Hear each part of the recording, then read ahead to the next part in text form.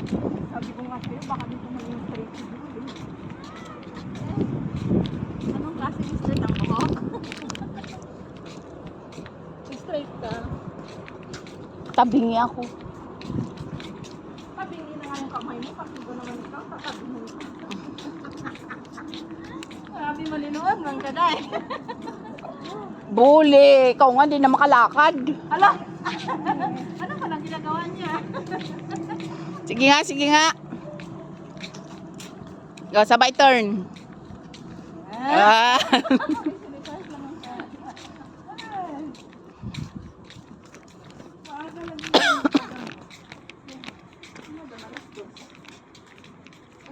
2:30 na siya dumating doon. Maaga.